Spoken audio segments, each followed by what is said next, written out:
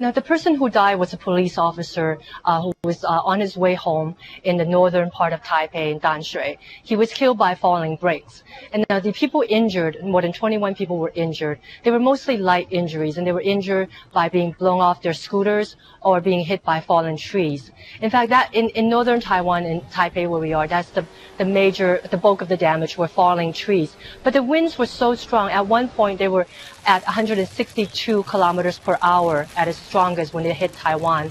And they were so strong that they actually knocked down brick walls.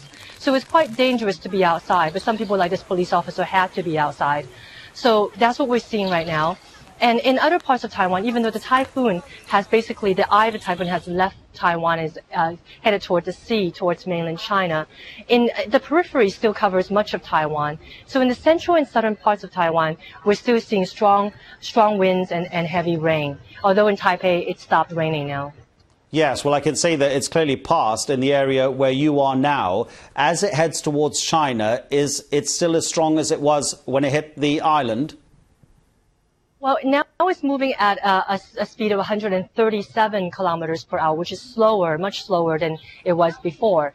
But as you can see, even moderate typhoons in Taiwan, as we've seen in the past, can cause a lot of damage, including the one in 2009. It was a moderate typhoon that caused a lot of mudslides and landslides that killed nearly 700 people, burying an entire village. So there's still a lot of worries, even in Taiwan right now, and they're still assessing the damage, so they don't know exactly how serious the damages are. The different government agencies are meeting this morning to assess what's going on.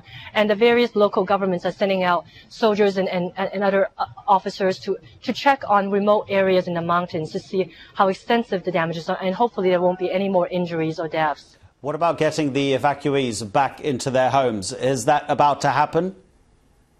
Well, that might be too soon right now. There are tens of thousands of people who were evacuated from the mountainous areas, but a lot of the roads in the mountainous areas were shut off, including in scenic attractions like Torrential Gorge or Alishan. So these roads have not been opened yet, and usually the mountainous areas suffer major damage to roads, so it could take days before they can move back home. So they will be in shelters for a while.